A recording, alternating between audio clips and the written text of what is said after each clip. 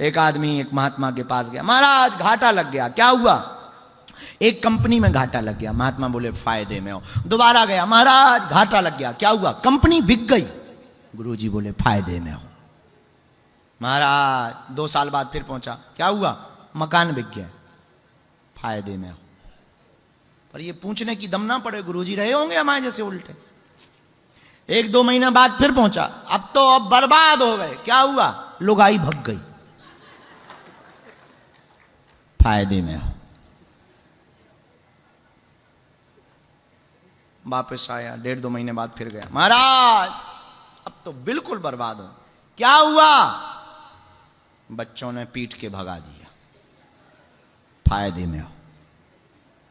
इस बार इसने लठ उठाया, वो फायदा बताओ।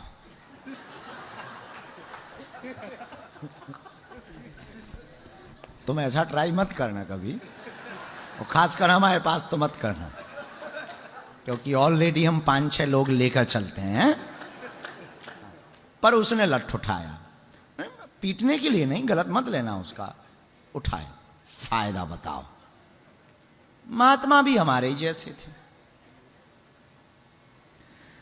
जब जन्म हुआ तब क्या था?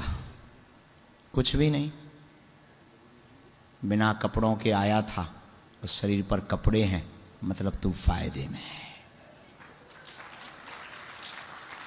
घाटे में तब है जब तेरा हाथ कट जाए, सिर कट जाए, पैर कट जाए, तब घाटे में, वरना फायदे में। कपड़े भी उतर जाएंगे तब भी बराबरी ही होगी,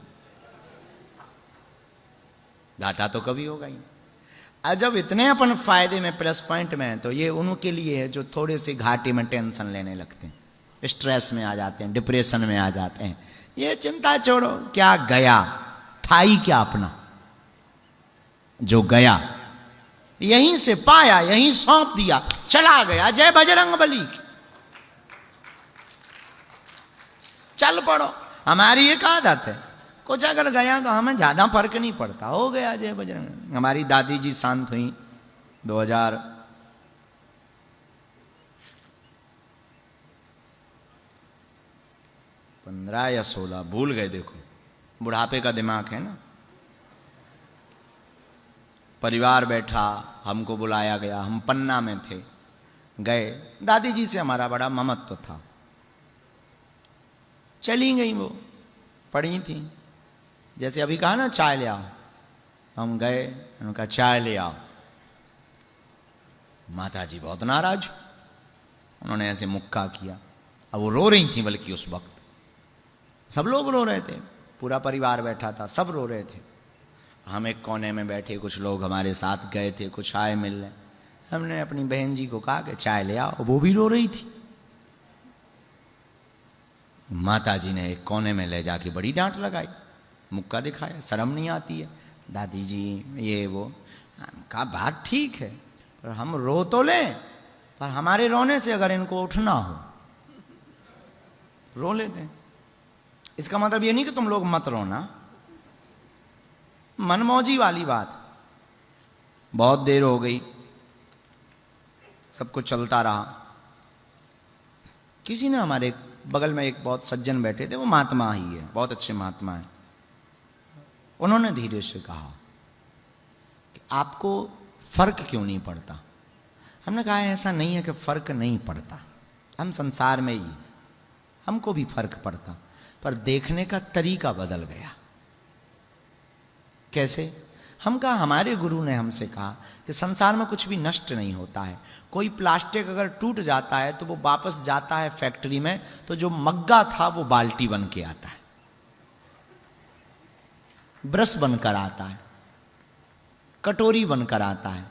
कभी कुछ भी चीज खत्म नहीं होती, वो जाती है फैक्ट्री में, जाकर के नई होकर के आ जाती है। हमारे देखने का तरीका बदल गया कि दादी जी गई हैं किसी रूप में, ये फिर आने वाली है। तो कुछ खो भी दो तुम, तो टेंशन में मत रहो, अटेंशन में रहो।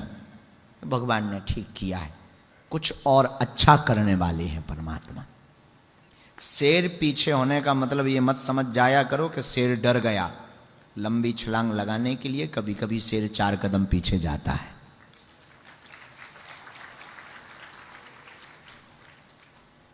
दुख आने पर आप ये मत विचार किया करो कि भगवान नाराज हो गया। हो सकता परमात्मा तुमको परिपक्व कर रहा हो, तुम परिपक्व हो जाओ और दुख नहीं भी आएगा तो तुम्हें सुख का भी पता नहीं चलेगा। आज के बच्चों ने लाइट जाना देखा ही नहीं। इन्वर्टर हो गए, जनरेटर हो गए, सौर ऊर्जा हो गई। हमारे जमाने में लाइट जाती थी तो हल्ला मचता था, आती थी तो हल्ला मचता था।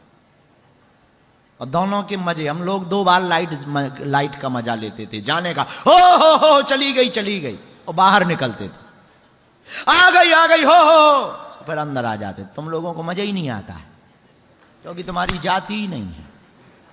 हम लोगों को तो लाइट जाने में आने में दोनों में मजे आते हैं।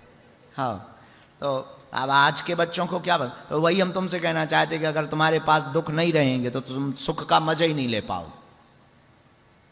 सुख का पता भी दुख में चलता, अपनों का पता भी विपत्ति में चलता, ज्ञान का पता भी संकट में चलता, धर्म का पता भी किसी घटना में चलता है। कि आपके पास धर्म है कि नहीं, टक से बच के आ जाओ, समझना धार्मिक हो। किसी पुण्य ने तुमको बचा लिया। बहुत लोग ऐसे होते हैं, टक से बच के आ जाते, पंखा गिर गया, कुछ गिर गया, बच के आ जाते हैं। तो धर्म का पता। ऐसी परिस्थिति में चल, लेकिन फिर वही प्रश्न, तुमने वो पाया जिसको पाने के बाद कुछ पाया नहीं जाता। यदि नहीं पाया तो रात को विचार करना वो मिलेगा कैसे, अब वो कब मिलेगा, अब वो कहां मिलेगा।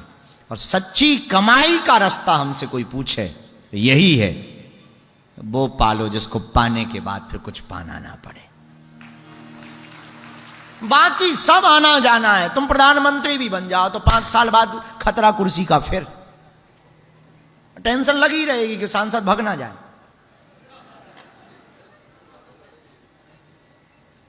सबको दिक्कत है।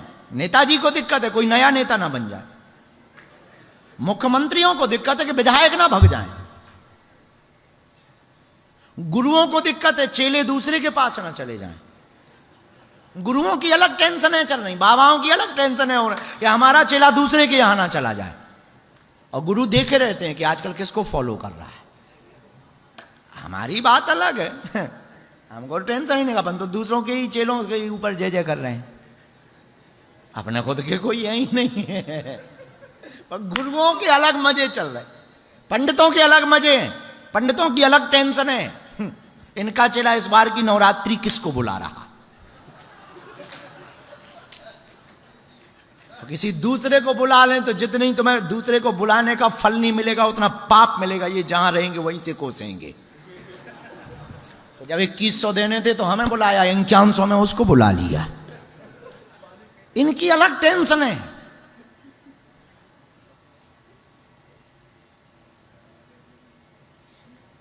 सबकी टेंशन, गायकों की टेंशन है अलग चल रही। बंबई जाओ तो फिल्मकारों की अलग टेंशन है, हमें तो मिलने आते हैं, उनकी अलग टेंशन चल रही कि हमारी पिक्चर फ्लॉप जा रही, उसकी हिट जा रही है। ये सुपरस्टार बोलते हैं, उनका क्या गजब के आदमी है। ऐसा पाओ कि तुम्हारे फेल होने में भी तुम्हें फर्क ना पड़े, पास होने में भी तुम्हें फर्क ना पड़े। ऐसे महान आदमी बनो कि तुम्हारे मरने में भी फर्क पड़े, तुम्हारे जीने में भी फर्क पड़े। ऐसा लक्ष्य प्राप्त करो तेंदुलकर की तरह।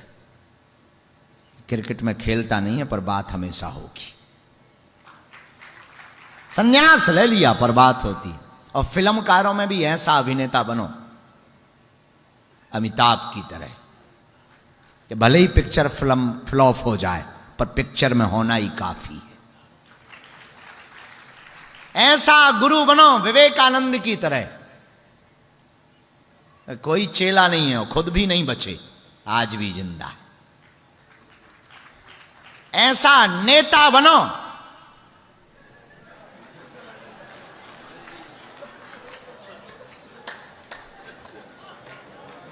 किसी का नाम लेंगे दिक्कत हो जाएगी।